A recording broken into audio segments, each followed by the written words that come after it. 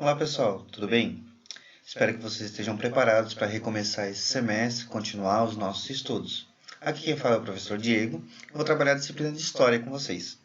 Queria primeiro dizer que é uma honra muito grande poder trabalhar com vocês essa disciplina nos próximos meses, né? E a gente vai tentar, através de algumas videoaulas, através dos nossos contatos lá pela plataforma e também pelo WhatsApp, a gente vai tentar interagir nesse tempo que a gente vai ficar junto, certo? Para a gente começar a nossa conversa, né, sobre a nossa disciplina de História, a primeira coisa que a gente vai precisar fazer é entender o que é História. Tá? Então, na aula de hoje, nós vamos conversar um pouquinho sobre a história da história, ok? Tentar entender um pouquinho o que é essa disciplina e qual a importância dela para a vida de cada um de vocês. Porque não basta a gente estudar por estudar, né? A gente precisa saber para que a gente está estudando cada uma das coisas. Então, o desafio do professor hoje vai ser convencer cada um de vocês que história é importante e que a gente precisa muito dela para poder nos desenvolver como seres humanos. Tá? A gente, para melhorar enquanto ser humano, a gente precisa sim muito compreender a história, certo? Antes de a gente compreender para que ela serve, é preciso saber o que é, né? É muito comum a gente ver algumas pessoas dizendo história é tudo passado, quem vive de passado é museu, eu não preciso disso porque é tudo coisa velha. Né? Complicada essa posição de que a história é coisa velha, né? Porque história não é isso. Não faz o menor sentido a gente estudar o passado pelo passado, só para aprender o que já aconteceu.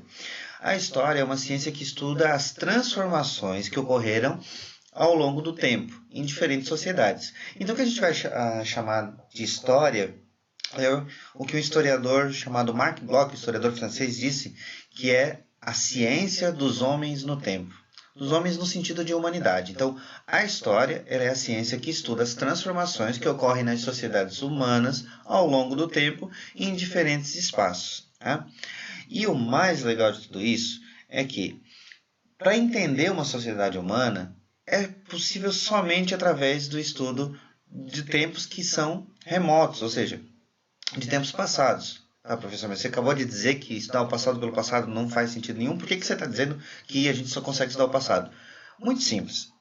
O tempo é algo muito curioso, né? E a história ela utiliza como seu principal, ou melhor, a sua principal ferramenta, o tempo, certo? Tá. Mas o tempo, ele é uma força da natureza que a gente não consegue concretizar, a gente não consegue pegar, né? Não consegue parar o tempo. Então é muito complicado compreender as situações que estão ocorrendo naquele momento. Né? Hoje a gente está vivendo um período de pandemia, não está? Lembra? Então, a gente consegue entender tudo o que está acontecendo? Não. Por quê? Porque às vezes tem alguma coisa acontecendo aqui na nossa região e tem outra coisa totalmente diferente acontecendo em outra parte do mundo e a gente não consegue captar tudo a mesma coisa.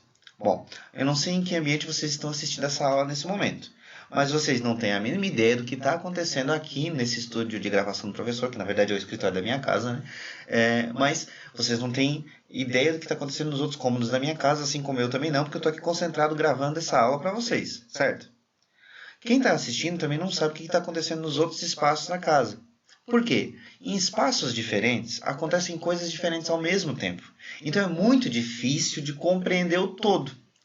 Agora, se alguém vier depois de contar o que estava acontecendo para vocês no outro cômodo da casa, ou no outro ambiente que vocês estavam, né? Ou se vocês estavam no trabalho assistindo, o que estava acontecendo na casa de vocês, né? Ou se vocês estavam em casa, o que estava acontecendo no trabalho de vocês, ou no vizinho, a gente vai ter muita coisa para tentar entender esse contexto, né? Então a gente só consegue entender o todo depois que ele já aconteceu.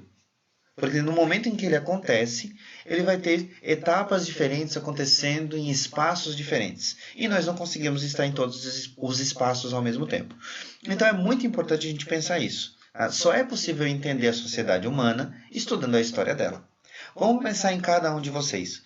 Vocês são resultado de um processo. Vocês são resultado de uma história. Né? O que vocês são hoje faz parte de tudo aquilo que aconteceu na vida de vocês. A gente é o resultado disso, né? Quando eu digo vocês, eu também vou me incluir nessa, porque eu também sou resultado da minha própria história. O que eu conheço, o que eu deixo de conhecer, o que eu sou, o fato de eu ser professor de história, está relacionado a tudo aquilo que eu vivi na minha vida. Então, eu sou o resultado da minha história. Para eu entender quem eu sou, ou seja, para vocês conhecerem o professor Diego, vocês vão precisar conhecer a minha história, certo?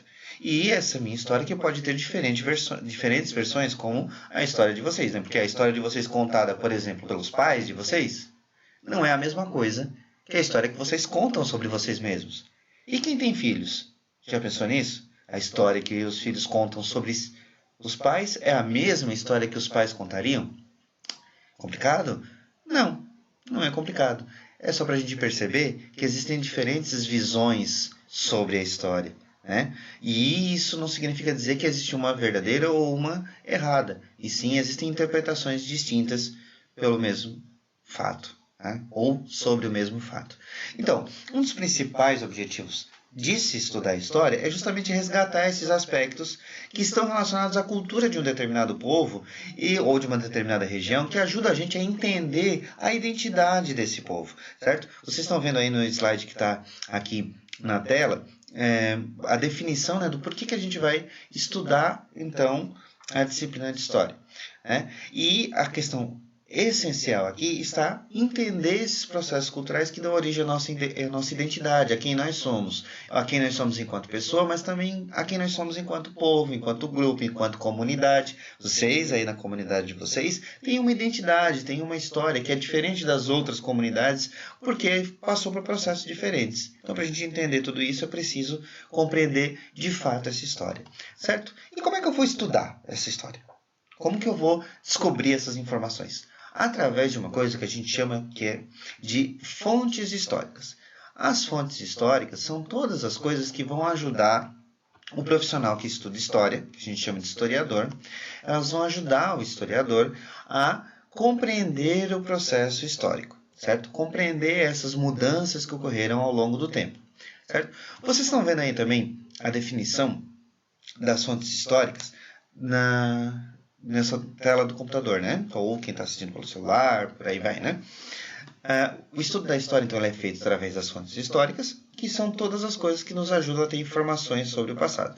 E essas fontes, elas vão ter diferentes maneiras de se apresentar. Porque a gente pode ter aquelas fontes que a gente vai chamar de fontes materiais, que são aquelas que a gente pode tocar. Por exemplo, um documento, um jornal, uma revista, uma fotografia, ou um próprio prédio histórico, ou um mapa, alguma coisa que de alguma forma nos traz informações que a gente consegue tocar.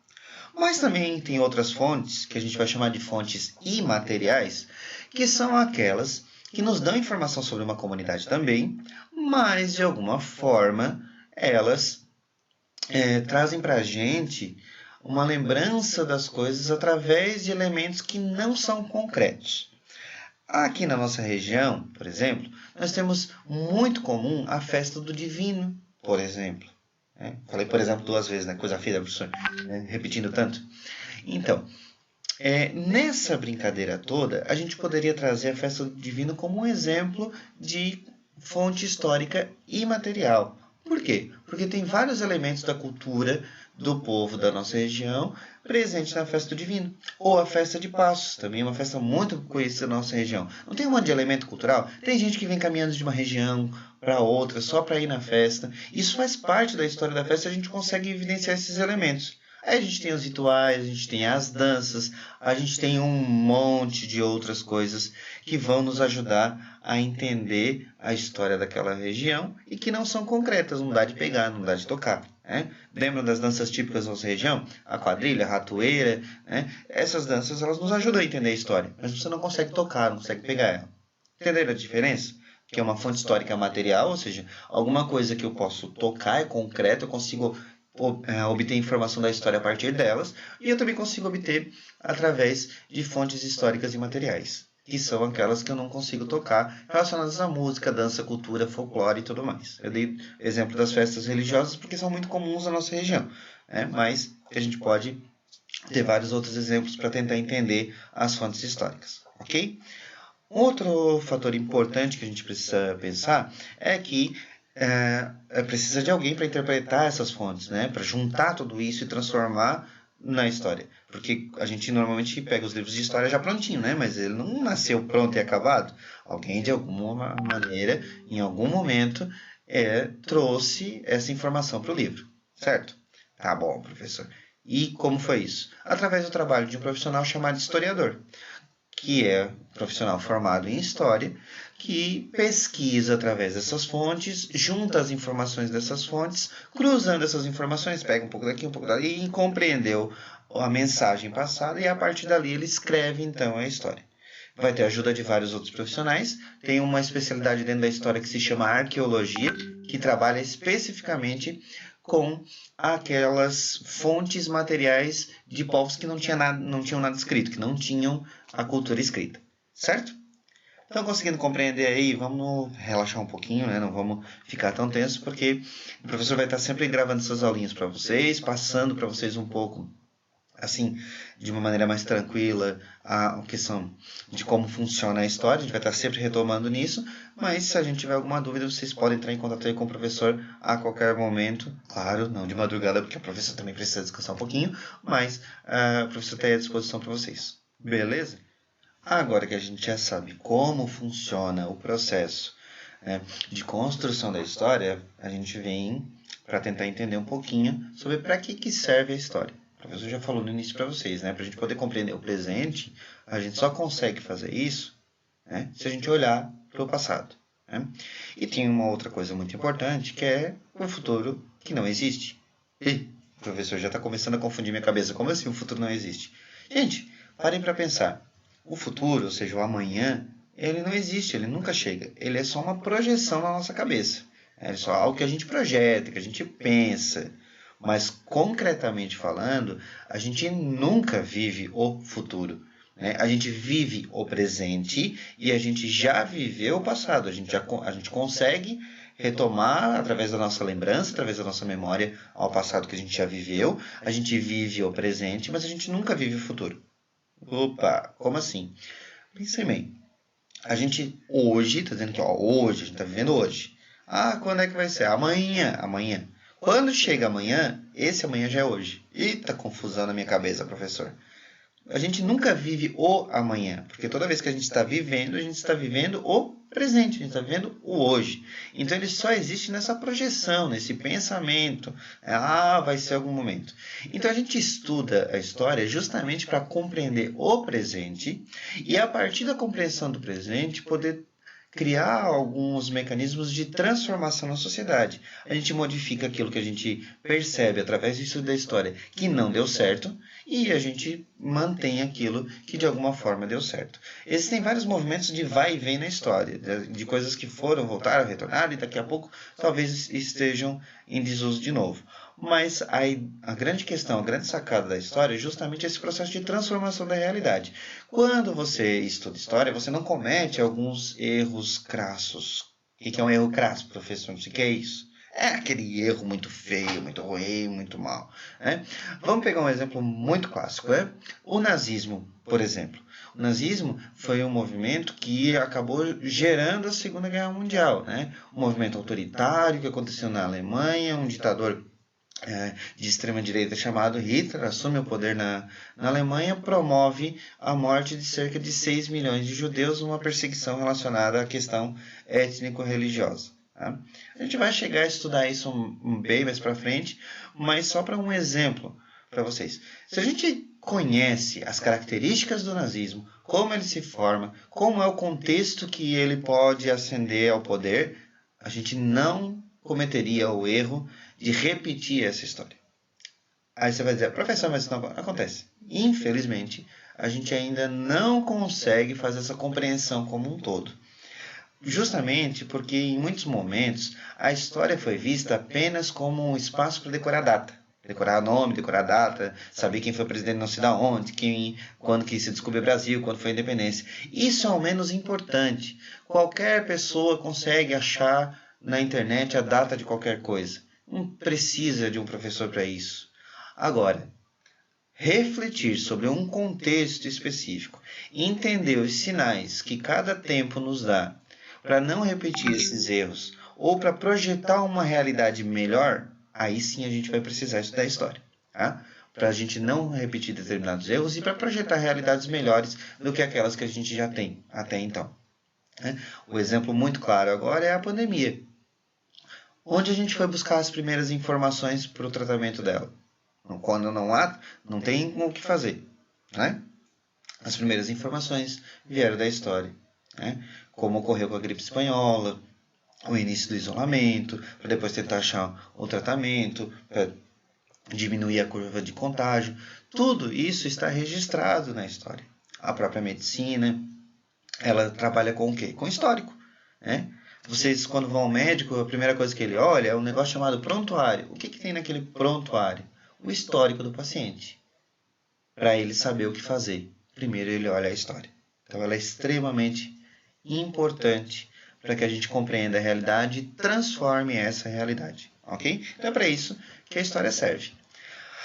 Agora que a gente já sabe para que ela serve, a gente vai ver um pouquinho da teoria da história, porque a história é, assim como as outras ciências, a medicina, a biologia, a física, a química, a geografia, tantas outras ciências que existem no mundo, a história tem uma teoria, ou seja, um conjunto de ideias que norteiam essa ciência. A gente não pode fazer as coisas tudo aleatório, né? Eu acho que assim vai ser assim. A gente segue um método e esse método vai baseado em alguns conceitos.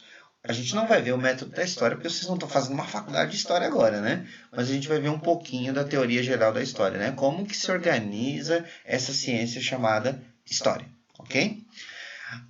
Tudo aquilo que é escrito, o modo de escrever a história, o jeito de escrever aquilo que é originário do processo de produção da história, da produção escrita, é chamado de historiografia. Então, tudo que se tem escrito sobre a história do Brasil é historiografia da história do Brasil. Tá? Então, historiografia é esse conjunto de escritos a respeito da história, ok? E a história está muito ligada a dois conceitos essenciais, o conceito de espaço e de tempo. Tudo acontece num momento e tudo acontece num lugar. Né? Vocês estão tendo geografia agora também, então vocês vão trabalhar bastante esse conceito de espaço na geografia. A história da geografia, ó, elas andam ali, ó, casadinha, são parceirinha no trabalho. Por quê? Porque não tem como a gente falar de transformação na sociedade sem falar de tempo e espaço. A história vai se preocupar mais com as mudanças no tempo. A geografia vai se preocupar com as mudanças no espaço. Daí isso eu vou deixar com o professor de geografia, que eu sei que ele já está trabalhando muito bem com vocês essa parte também. Tá? Então a gente vai precisar bastante pensar nessa ideia de modificação das sociedades ao longo do tempo, quando a gente fala em história. A história, assim como outras formas de conhecimento também da realidade, ela está sempre construindo o conhecimento. Por quê? Não existe uma verdade absoluta em história. Nada está pronto e acabado. E isso é em praticamente todas as ciências, pessoal. Né? Por que isso, galerinha? Porque a transformação das coisas, ela é constante. Né? Vou pegar um exemplo bem recente da nossa história. A gente teve um atentado lá em 2001 sobre das Torres Gêmeas. Vocês lembram disso? Atentado das Torres Gêmeas? Né? Até então, os dois prédios mais altos do mundo eram as duas Torres Gêmeas lá nos Estados Unidos. 2 aviões bateram lá, não vou entrar no mérito da questão, né? E no dia 11 de setembro foi lá, 2 aviões derrubaram. Deixou de ser as torres mais altas do mundo. E as mais importantes torres comerciais do mundo. Há pouco tempo teve uma explosão lá no porto de Beirute, no Líbano, não foi? Era uma coisa, era outra. Não é? Não houve uma transformação? Eu estou falando de questões bem pontuais agora, mas se a gente levar em consideração grandes eventos da história, a gente pode retomar a Primeira e a Segunda Guerra Mundial, que mudaram a geopolítica do mundo, mudaram a forma como o mundo se organizava na época, as mudanças na economia mundial, tudo isso transforma a história o tempo todo. E cada vez que a gente descobre uma nova evidência ou um novo fato a respeito de algo que a gente achava que era de um jeito, tudo isso muda. Né? Se a gente tem, por exemplo, uma múmia lá no Egito que é achada, a mais antiga tinha 2.000 anos, e a gente acha uma que tem 5.000 anos, o que pode acontecer aí?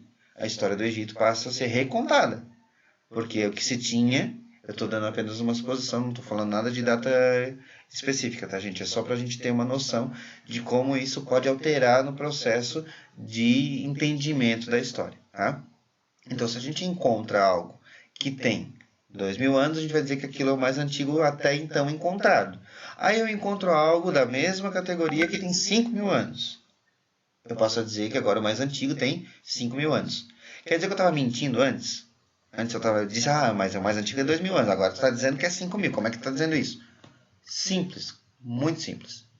Novas informações nos trazem um novo contexto. Novas evidências nos trazem uma nova forma de entender a história. Tá? E conforme essas evidências vão aparecendo, a gente vai rediscutindo, não reescrevendo, mas rediscutindo a história. Porque a história, o passado é o passado, ele já aconteceu, ele está lá como está. A grande questão é porque a gente olha do presente para o passado, né? A gente não está no passado. O passado já passou, a gente não consegue viver de novo ele, né? A gente conta, a gente olha do presente para o passado. E isso é muito importante a gente pensar. Ele não é uma verdade absoluta. Nada em história pode ser tomado como verdade absoluta. Por quê? Porque tudo está em constante transformação. A nossa sociedade vai se transformar constantemente e as informações que a gente tem sobre ela vão cada vez mais trazendo novas evidências que nos mostram outros contextos. Aquela história lá do a máscara salva, a máscara não salva, isso, toda essa história está muito relacionada a essa ideia de que a ciência trabalha com evidências no momento. Naquele momento, o correto é fazer isso. Se trouxerem novas evidências que nos mostram o contrário, a gente vai se adaptando. E é assim que funciona a ciência. E é importante que a gente tenha essa clareza. Tá? Essa ideia de história surge com um cara chamado Heródoto. Aí agora começa a partezinha mais chatinha, assim, só pra gente não esquecer um pouquinho da história, da data, aquela coisa nada que eu disse para vocês que eu não ia falar tanto, mas às vezes a gente vai acabar caindo nessa. Um historiador grego que viveu no século V a.C., chamado Heródoto. Então a história começa, vamos botar entre aspas com ele é considerado o pai da história, porque ele foi o primeiro a registrar de uma forma narrativa um acontecimento histórico para, a partir da investigação do passado, ter esse conhecimento histórico. Tá? Então ele é considerado o primeiro historiador. E o historiador seria, então, um profissional formado em história que busca, de alguma forma, compreender esse passado histórico. Tá? É importante lembrar que o historiador não é neutro, certo? A gente coloca vários óculos quando a gente vai enxergar o mundo. Os óculos da nossa religião, o óculos da nossa cultura, os óculos da nosso pensamento político, vários óculos. Ou seja, a gente enxerga o mundo através daquilo que a gente aprendeu ao longo da nossa história. E o historiador também tem uma história. Um historiador, por exemplo, vamos pegar dentro do cristianismo, só para vocês terem uma noção. Um historiador católico talvez não fale da mesma forma da expansão islâmica como vai falar um historiador ateu, que não acredita em nenhuma religião, ou um historiador evangélico, ou ainda um historiador que é islâmico, que compreende o processo de expansão islâmica à luz da sua própria religião. Então, só o fato de terem religiões diferentes podem fazer com que os historiadores olhem o fato de uma maneira diferente. O grande desafio do historiador é não fazer isso. O grande desafio é tentar olhar o fato como ele é, sem o meu posicionamento pessoal, sem o óculos da minha religião, ou da questão político-partidária, ou da questão ideológica, ou da questão cultural, mas isso é quase que impossível sair totalmente. A gente tenta, o historiador vai tentar, ao máximo possível, falar apenas a partir do fato, escrever a partir do fato. Mas como ela é uma análise da sociedade, na maioria das vezes tem um pouco dele também, um pouco da questão pessoal, E isso acaba fazendo com que às vezes a gente tenha algumas interpretações diferentes sobre a história, certo? Bom, a aula de hoje a gente conseguiu compreender um pouquinho sobre o que é a história e para que ela serve, então acho que é o nosso grande desafio de hoje. E na próxima aula a gente vai conversar um pouquinho sobre o grande amigo da história chamado tempo, O grande objeto de estudo da história é o ser humano, certo? A história estuda o ser humano, mas ela estuda o ser humano ao longo do tempo. Então, por isso, na próxima aula a gente vai conversar um pouquinho sobre a história e o tempo e a história. Espero que vocês tenham gostado. Abraços e até a próxima aula. Tchau!